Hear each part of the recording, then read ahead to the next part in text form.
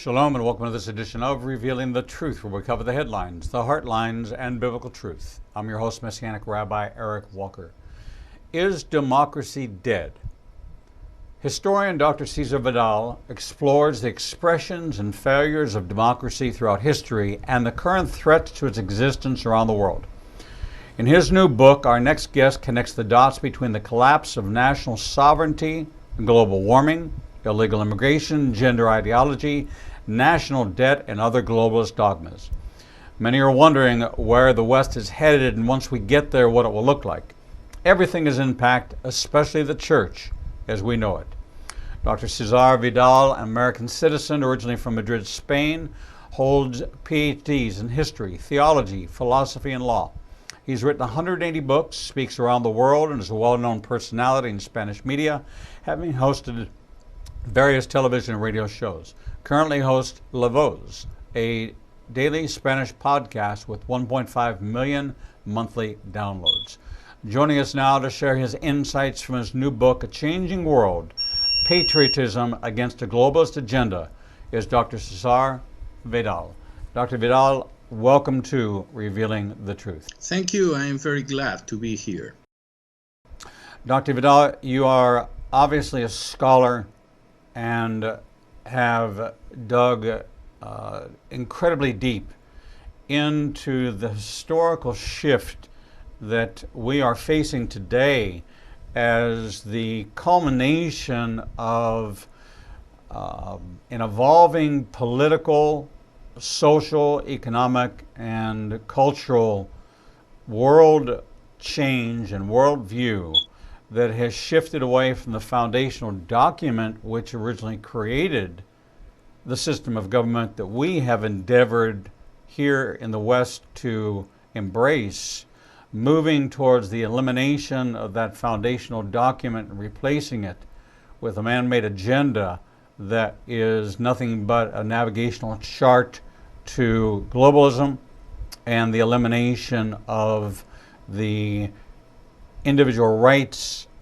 of a theocracy with a democratic structure of the value of the individual, whether or not it is in strict alignment or disalignment against the party principles. It still allows the latitude and freedom for that expression.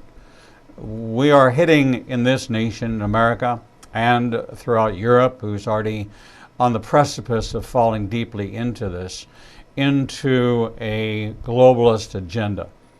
And you've analyzed this, and I'd like to take the first couple of minutes of the program for you to take us back to some of the watershed moments, because in just an hour's time, we can't even scratch the surface of the depth of this incredible study. And this is why I want to encourage everyone in our audience to get this. If you want to understand what's happening now and what will happen in the future, you need to read this. But there are historical markers and historical monuments which have marked history to show us where this agenda was introduced, how it subjugated mankind under an authority that was not of God, and then the breakaway trying to move back into a God as the ultimate authority. And now we are in that period of rebellion to return to replacing God as the ultimate authority. Well, I think that probably the origin of this is far, far away in the past. Nimrod was a partisan for a globalist agenda in the Tower of Babel, so that we are living a new age in this kind of human thinking. We can arrive to the heaven, we can assault the heaven, and now the situation is probably we are more close than any other time of history to the success of this globalist agenda. And well, maybe there are people who think that this is a kind of conspiranoia. We are conspiranoics. We are thinking about legends and myths. But I should like to read only 3 lines in the memoirs of David Rockefeller in page 405. He's telling this about this global agenda. Some even believe we, Rockefeller family, are part of a secret cabal working against the best interests of the United States, characterizing my family and me as internationalists and of conspiring with others around the world to build a more integrated global political and economic structure, one word, if you will. If that's the charge, I stand guilty and I am proud of it. So that we believe in this secret cabal that is going to change, to make an incredible transformation over all the world, even if this against the best interest of United States. And this is a confession, and it's very interesting that Rockefeller is telling this in the beginning of a chapter in his memoirs, when he talks about the Council of Foreign Affairs, the Club Bilderberg, the Bilderberg Club, the Trilateral, etc. And he's telling, well, I was a part in the building up of these structures, of these organizations. We're going this way. And this way, of course, is the end of the sovereign countries, is the end of democracies, is the new government, a new government that is a secret cabal. These are the words of Rockefeller. They are not my own words. So we know that this agenda is backed by powerful, big money, institutional money from families that want to dominate, to control every agenda, which is going to, for lack of a better expression, it will make the wealthier wealthy, the wealthiest, the elite. It's more of an oligarchy. It's more of a control by a group whose combined wealth is equal to the GDP of some nations. And I think is over, well, the wealthy. I think probably there are a lot of wealthy people that is not involved with the globalist agenda. I think this has a very important part that is totally spiritual. And you can see this in some of the formulations of the, the global agenda propellers. For example, the Trilateral was thinking about a new religion in the future that was a kind of amalgam, a kind of mishmash of different religions. So that, well, it's an economic part, there's a social part, there's a political part, and also there's a spiritual part. And it's curious that according to the global agenda, the globalist agenda, they have three incredible foes. The first enemy are the sovereign countries. They need to build up supranational structures that empty the sovereign countries of their powers. The second enemy is family, because the family is the last trench, the last fortress to be protected in a changing world. And the third one is the Christians who believe really in the scriptures. Not every kind of religious movement that calls itself Christian, but the Christians who are rooted really in the Bible. And these are the three enemies of this globalist agenda. And of course, they are taking steps to destroy these three areas of human activity. Who is it that they see as the leader? Do they look at this as an organizational? Somebody has to. It's wonderful to think that 100 men can get together and no one leads. No one is the alpha. Well, In Islam, we're looking at the Ayatollah wants to be the head of the caliphate. That's easy to identify who wants to run the show. But in this globalist agenda, it seems that the identification of who's the head is hard to. A couple years ago, I was talking with my friend Daniel Stulin. He has written a book about the Bilderberg Club that has sold over 10 million copies in 16 languages. And I asked, well, Daniel, do you think that the Bilderberg Club is the last step in the pyramid of the globalist agenda? And he told me, definitely not. And I told to him, well, tell me, do you know who is over the Bilderberg Club, over the trilateral, etc., etc.? And he told me, nobody knows. This is the $1 million question. And this is so that we can see several icons of this globalist agenda. We can see, well, the Rockefeller family, we can see George Soros, we can see the Pope Francis, and his last encyclical is a globalist agenda manifest, I must tell, but we don't know who is over them. And we don't know who is, well, whispering the sons of the globalist agenda in the ears of these persons and another person. So that we can see that these persons are very influential. We can see that they can influence the road of the different countries. They have an incredible influence in financial and political and party terms, but we don't know who is over all of them. And this is really the $1 million question. So is this the formation to usher in the Antichrist, who would then ultimately be the head of an Antichrist, buying, selling, moving, operating, loyalty, 10 kingdoms, having his leadership in place? With that control, is it ultimately the Antichrist himself who becomes the overseer? Well, there's a lot of people thinking so.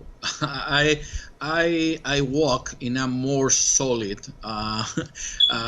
earth, so that I cannot do this. I don't speculate, but it's very logical to think that, well, maybe this is opening wide doors to the Antichrist, to the future Antichrist. And anyway, this is a universal, this is a world government, and this government it's going to make the different countries like empty eggs. It's like you take an egg, you make a little hole in the base of the egg, the yolk is going out, you can see an egg, but in fact it's an empty shell.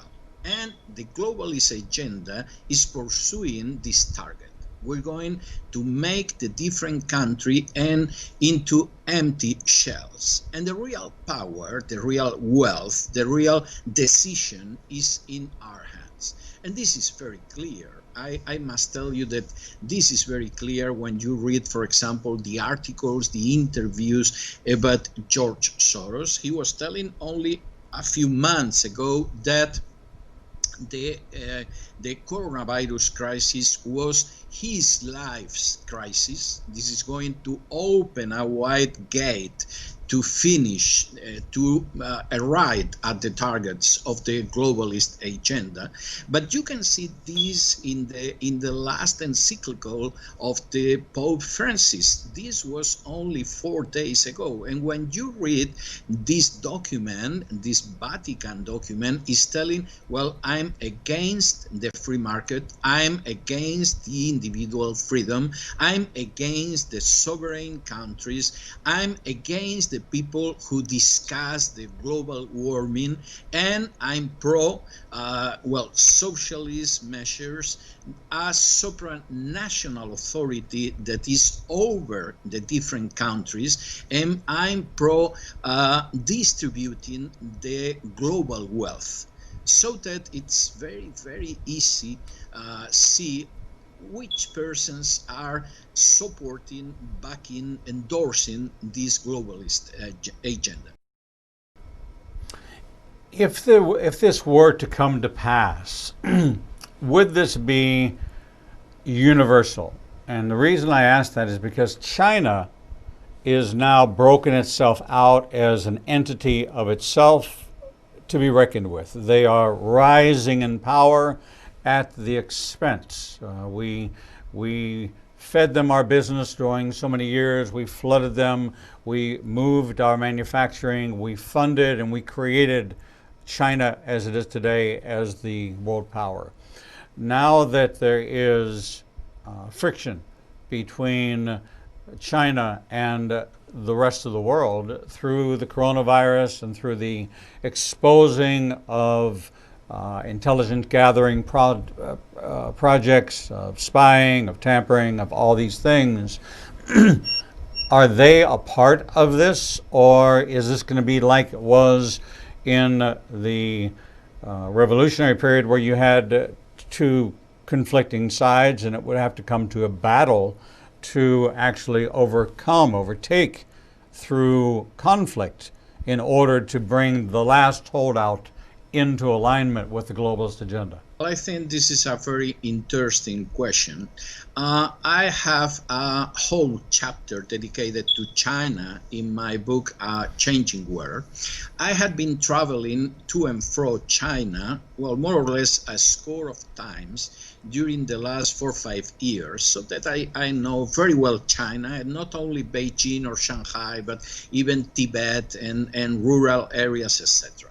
Well, the growing of China is the growing of a colossus, and the leaders of the globalist agenda know that they need incorporate China in this project, because if not, a good part of the planet is outside of this global government project. So that the idea is to change at least the actual leadership of China. For example, George Soros is attacking in a continuous way China. For example, in Davos Forum, well, he's telling the worst foe we are facing is China.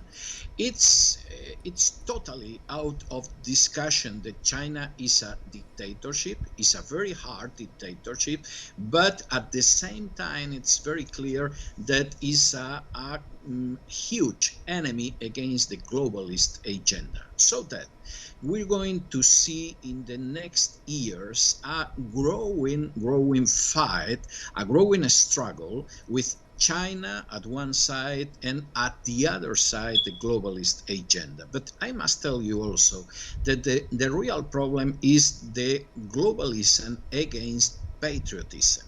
So that in these countries that have a patriot leader, they are fighting the globalist agenda. And luckily, sometimes this patriotic leader is Democrat.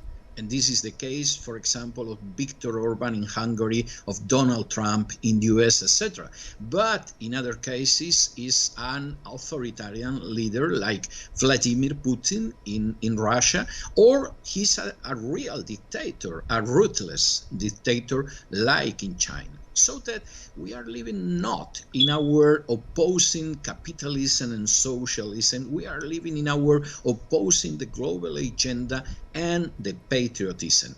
But it's really true that the global agenda is going to a new kind of socialism. We're going to have a huge world of sheep, human sheep, that are under the direction of a small and secret cabal of people related to finance and to media and to politics. So where does the Marxist playbook playing out in BLM, Antifa, and what we're seeing on the streets of America today, the cancel culture, all those things which are not globalist and they're not necessarily socialist, they're purely Marxist. And they've been playing out in this way to turn America into a more socialistic. Well, they are working like useful fools, so that we can use Antifas and anarchists and Black Lives Matter, and we can use to erode, to destroy the basis of our democracy. And this is going to open a wide gate to impose a global dictatorship, so that they are useful fools. And in many cases, it's more easy to steal a country when they have a leftist dictatorship. For example, in Venezuela, the dictator Maduro is socialist, but is totally corrupt, and he's selling out all Venezuela, all the wealth of Venezuela, to big transnational powers, and he's doing because he has not any kind of democratic process of opposition in front of him. So that in many cases, to be a Marxist, a socialist government is very good to the globalist agenda. They control better the people, they suppress any kind of freedom, they're going not to face any kind of resistance, so that this is our, as Roosevelt said about Somoza, well, really they are sons of bitch, but they are our sons of bitch. And these words that Franklin Delano Roosevelt used to define Somoza, well, is the reality with this kind of dictators. And they know it. They know it. Some of them know it. For example, the Castro family that has transformed Cuba in a ranch, in a family ranch, have decided to support the gender ideology.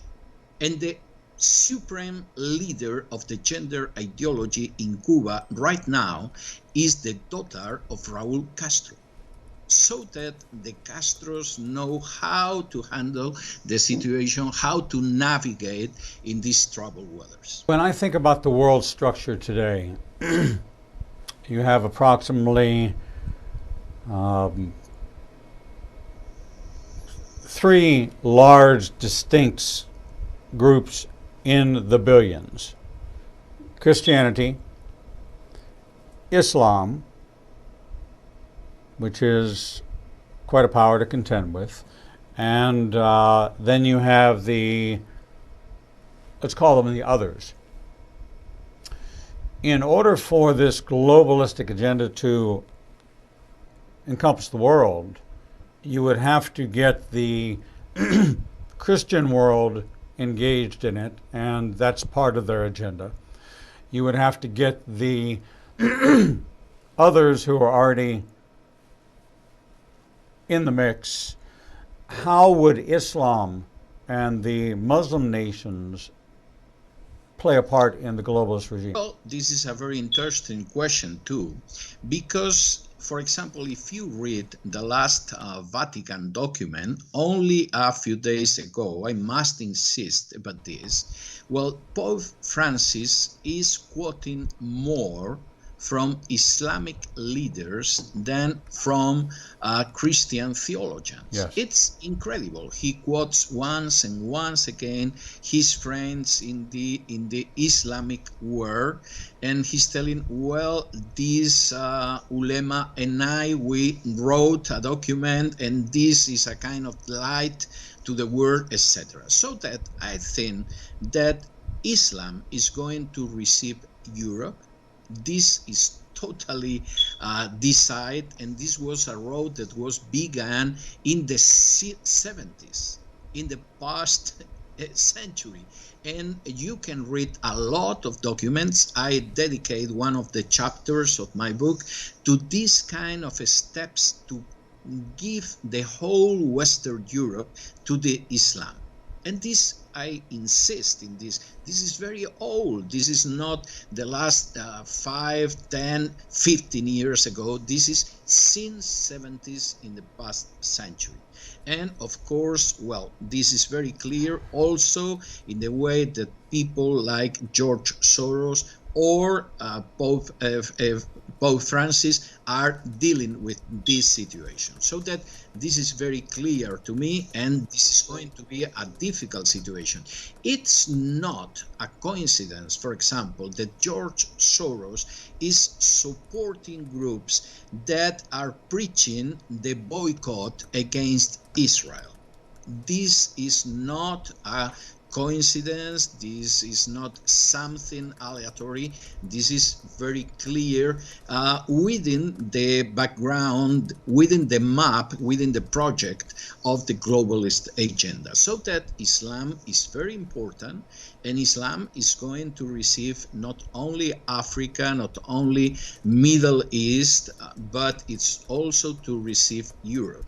This is the plan. We don't know if this plan is going to work, but anyway, this is the plan. And I think that the chapter that I dedicate to the European Union in my book has, well, dozens and dozens of documents quoted showing this. It's such a fascinating subject. As we are on the cusp of this new election, what is really at stake in the decision that's coming on November the 3rd? Well, I think in this election we are deciding if you want to keep alive our Constitution and our freedom and our liberty, or if we are decide to follow the path of the globalist agenda. For example, I was watching twice the debate between Trump and Biden, and it was interesting that in one of the moments of this debate,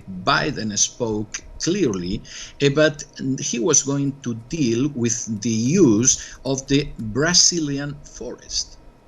But how can you deal with the forest of Brazil if you are the US president? Because in the globalist agenda, one of the targets is to take out the wealth of the different countries and put them under the administration of a supranational power. And it's very curious that this idea of taking out the Brazilian forest from Brazil and give to a international power has been told by the Pope Francis, Emmanuel Macron, the president of France, and of course Joe Biden. This is not a coincidence.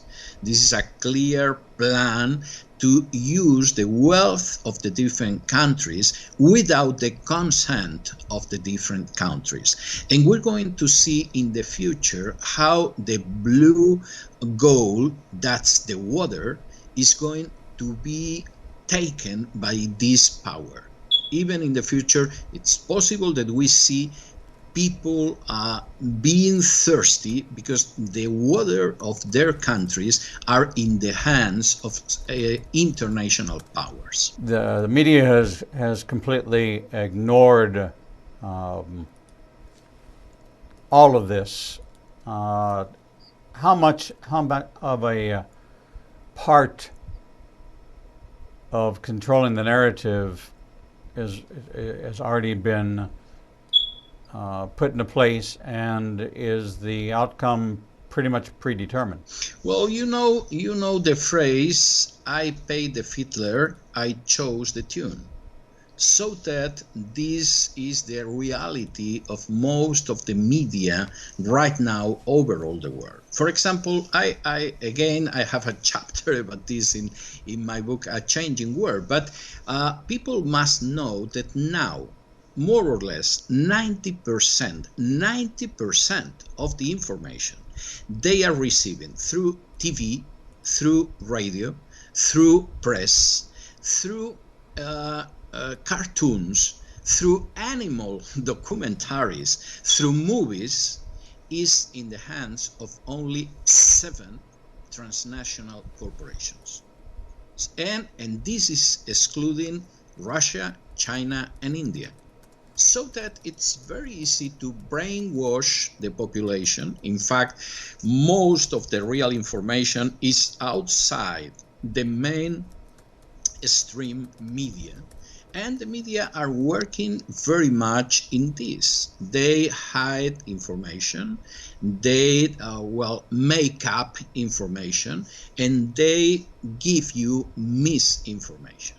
And anybody, for example, that has lived in this country, the story of George Floyd, and how this was used by the media, and this was used by other forces that are against democracy and the Constitution in this country, can realize how incredibly power are media to create a way of seeing the things. No to see the things, the real things, the true things, but a way to see things as we want you see them. And this has been very clear in this case, but I can mention a lot of different situations about this, so that I can read about the last debate, the last presidential debate. I can watch TV, and this is not very alike to the reality I have seen in the screen when I was watching the whole debate. So that it's very easy misinformate people and misguide people. And of course, this is not only a sectarian view, this is not only bigotry, this is really a plan and according to an agenda. So many people are ill-informed, don't have a historical view, and as a matter of fact, they want to tear down historical documents and as if it didn't happen, rather than look upon them with remembrance of what not to do. We as Jews remember the Holocaust, so that we have a plan to remind the world, so that it doesn't happen again, so that we tell people what you should be looking for. Here's what took place in the 30s. Here's what happened. Here's why it happened, how people got drawn into it, what the message sounded like. And the message is sounding the same today as it sounded then, and yet with all the education awareness that we brought to what took place in those 6 years of 1939 to 1945, it seems to fall on deaf ears. So although Americans and Europeans say that they care, they take no action. And this must be a part of the agenda, is to lull people into a false sense of security, into believing that everything's going to work out. Doesn't really matter who's in power, who's not in power. It's going to be fine, but the real agenda is not going to be fine for the average person. It's not working out in Venezuela. It's not working out in Cuba. It's not working out in other nations of the world that have employed this strategy. Well, it's very logical. I feel very happy that you have mentioned the Holocaust, because I had been working almost 40 years in the history of Holocaust, and the first history of the Holocaust written by a Spanish-speaking historian was mine, and was published in 1995 in Spain, and he has been to every people since then. Well, I must tell you that the results of the Holocaust or the slaughters in other parts of the world are a combination of fear, of lie, and of media. First, you create the fear. Second, you tell we know who are the guilty of this situation that makes you fearful, and then we expand this idea through the media. And if you studied the National Socialism in Germany, this was the situation. People were fearful, the economics were in shambles, the situation, the future was looking really incredibly tragic. First, we have fear. Second, we use the lie. The lie is, well, Jews are guilty of this situation. They stab us in the back in the last days of the War One. And third, we're going to expand this lie on the fear through the media. And Goebbels was wicked, no doubt about this, but he was a genius of the use of the media, so that we can repeat a situation very similar to this. We need the people be fearful, and I cannot deny that a lot of people is fearful in this planet after the coronavirus crisis. Second, we can expand lies. Well, the guiltiness of this situation, well, probably is Donald Trump, or is the free market economy, or the Jews. The Jews are, well, you know, are wonderful because they can be used anytime, any century, any age, are they responsible of any kind of evil situation.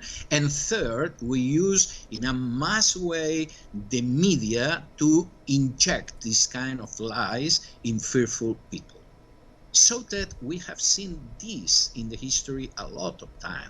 When the Black Plague was expanding in Europe, coming from Central Asia, it was very, very easy to priests of the Roman Catholic Church to tell, well, the Jews are guilty of the Black Plague. And you can see they are not dying as fast as you. Of course, they forgot that the Jews were dying in a slow pace because they washed themselves, for example. But anyway, we have the fear of the people, the fear of death, the fear of losing their wealth. We have the lie, we have the media. In the past, this could be the churches and the priests preaching. Now it could be the TVs and the radio and the preachers preaching too. The media popes, the media preachers preaching these lies to a fearful population, to a fearful people. You know, just as a side note, as being a member all my life, all my family, both generations Jewish, there's only 14 million of us in the world, in a world of 7 billion people. We're 0.00002% of the population of the world. But all the ills of the world fall on this smallest body of people. We have been blamed for everything. Everything. I always tell the story that the man said that the Jews were responsible for the Titanic. And he said, the Titanic, he said it was an iceberg. He said, iceberg, Goldberg, it's all the same. You know, this is what we've heard. I grew up in it. My father came from Eastern Europe. My grandparents from southern Poland and western Ukraine. It's a way of life. But what I think is hidden beneath it,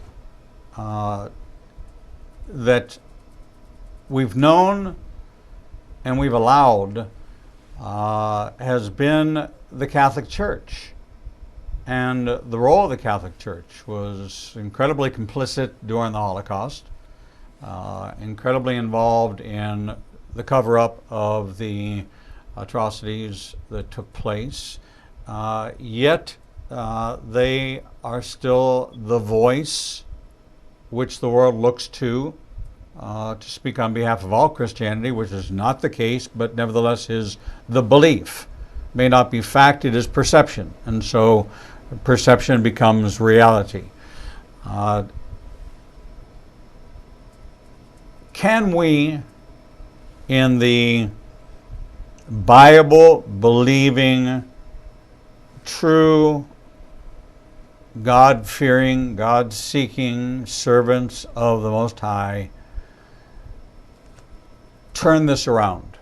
Is there a stopping it, or is it ultimately in the modernization of prophecy?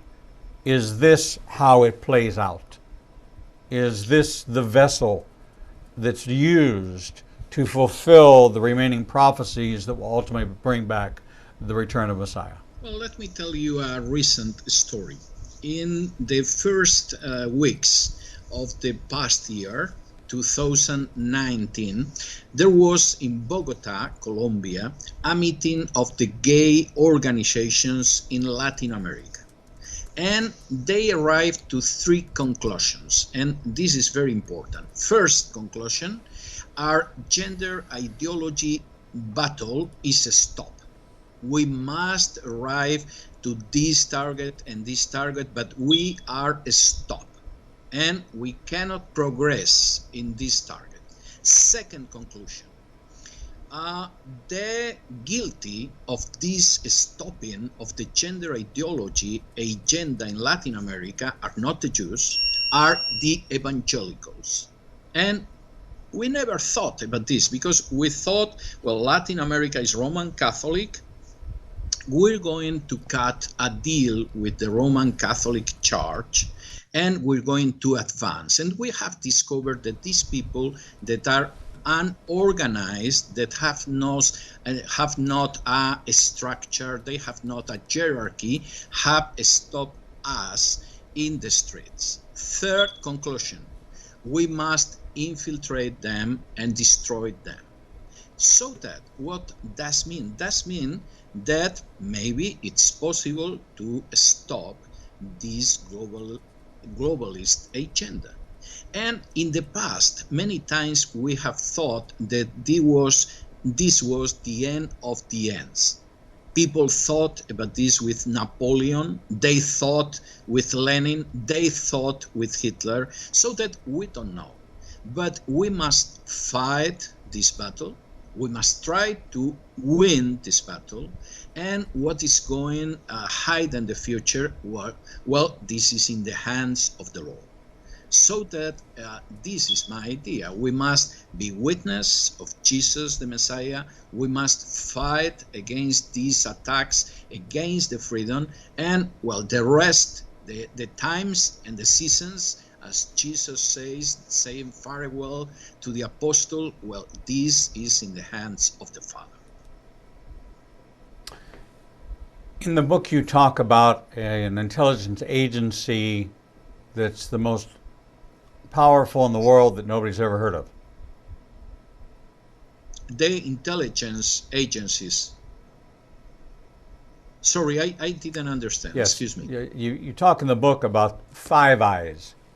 Yes, the Five Eyes. Yes, this is incredible because people has listened about, well, CIA or the KGB in the past, the KGB in Soviet Union, but the most important intelligence agency is the Five Eyes. The Five Eyes is a special group of nations, of countries, that is United States, Canada, United Kingdom, New Zealand, and Australia. And they have a control, a power of intelligence even upon the allies. For example, it was rejected the possibility of Israel being into the Five Eyes, even Germany or France. So that, well, this is a part of the support of the hegemonic power of US in the world. The problem is that these Five Eyes had been challenged by China intelligence because against the idea of many people, China is not a country that only make copies of the inventions of other countries. Now they are patenting more invents than US. And one of the most dangerous situations right now is that China has the tools to supersede the intelligence work of the Five Eyes. If China is successful in superseding the power, the intelligence power of the Five Eyes, China is going to become the first superpower in this tiny blue planet. So that this is very important. And for example, this fight around Huawei is not around only an economic situation or a technological situation. We are fighting here who is going to be the leader of the planet in this century. And if we lose this battle against China, China has its own plan to dominate the world. And for example, I talk about this in my book, the New Silk Road. It's an incredible economic plan to put under China most of the wealth of the planet. I must tell you something about this. I travel to Latin America every month, several times, to give lectures, to teach in seminaries, etc., etc. Well, it's incredible the way China is penetrating in Latin America. And it's incredible the way they do. They go to you and they tell, well, I want this asset and this asset for the next 10 or 15 years, and I'm going to build up your bridges, your roads, your tunnels, your airports to take out this asset from your country. And I'm going not to discuss the price, the money you want for your assets. I want your assets. Well, this has displaced a lot of American influence in Latin America. And I felt a little better when I listened the last person who is going to lead the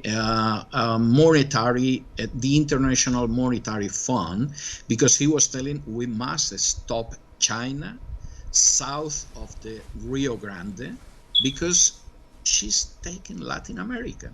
And I told myself, well, at last you realize, because I had been seeing this during the last 10, 12 years. So that this is a real battle, and this is a parallel battle of the globalist agenda against patriots. But if you think about this, we need to make stronger our democracies upon the roots of our democracies. We must know what was in the heads and the hearts of the founding fathers. We must insist in the defense of our countries and the independence of our countries from supranational powers, and we must face the huge, incredible challenge that means China. So that, well, we are living in a very, very attractive times. But as said a king of Scandinavia, well, the boring times are wonderful times. Well, we are not living through boring times. We are living through, well, passionate times. The timing of the release of the COVID-19 virus, now proven to be a weaponized virus released by China into the world, at a time knowing what they knew in advance, a predictable impact that it would reach maximum DEFCON 5 on election day. Well, even to the point of us looking at 31 days before the election, the President of the United States is hospitalized with COVID. It was a precise plan, and everybody's eyes are on this. And yet, you have not heard any outcry about consequences to China. They've released in the blood of millions of dead are on their hands, but there's no concerted effort to say, do we turn it into a Hiroshima? Do we take Beijing out? Because that would destroy the American economy right down with it, because we have become so interwoven that you cannot tell the borders apart when it comes to the dollar. So this decision that's coming, and we only have about 3 minutes left, this decision is coming on November the 3rd. Is this decision for democracy versus globalism? I think it's a decision between democracy and freedom versus a globalist agenda. I make a difference between globalism and globalist agenda. The globalism permits that I be in South Florida teaching to people in Chile or Switzerland, or I can buy or sell things. Well, this is globalism, this is very good. But the globalist agenda is a plan to control the world, to have one world under a secret cabal, in the words of Rockefeller, and this is decided in a very, very important way in US. And the result of this election is going to mark the way to the rest of the world. It's going to make stronger the idea of patriotism, or is going to open wide the gates to the dominion of the globalist agenda. Well, we are in amazing times in a changing world. The title is perfect, A Changing World, Patriotism Against a Globalist Agenda. If you have watched the news, if you have watched the rhetoric, if you have watched the changing landscape of governments around the world, if you watch the rise and fall of nations, of new peace accords and new alignments and the shifting alignment, but China always seems to be in the mix, and Russia seems to be in the mix, and the Vatican seems to be in the mix. You're seeing a long-term influence that dates and predates the Reformation in all of this, and yet it's coming out today in such a way as it is impacting you here in America, our audience in Western Europe, in very profound ways. The move towards a global currency, to a global banking system, to a cashless banking system, to the influences of Bill Gates, and to the climatologist, and to those that would use a country who's so behind this, China, who uses abortion or circumcision or birth control to manage the population at the womb, before conception, through castration, through circumcision of women, and they are managing and controlling their population. This is what it looks like to them, as them in charge of this. You do it their way, or we will find ourselves living a life. You may be in your current home, but you are in a work camp. You are working for them, and they'll let you know what to do, when to do it, and what will come of it. The world is changing, and understand it, you need a roadmap. And I think that this is probably the finest example that I have seen of mapping the history, taking us right up to the present moment, including COVID-19, as to what the agenda is. The book is by Cesar Vidal, entitled A Changing World, Patriotism Against a Globalist Agenda. I could talk to you for hours and hours. I have 1,000 more questions for you. You are an incredible guest, an incredible resource, and I would love to have you back on the program again in the future, where we could further talk about this. Maybe even after the election, we could talk about the implications of whoever gets elected. I would love to see you again, and I would hope you would accept that invitation. I hope so. Toda Rabba, Shalom Leitraot. Leitraot, Shalom, and may the Lord bless all the works of your hands. Thank you. We're going to take a short break, and when we return, we'll bring you the next edition of Revealing the Truth.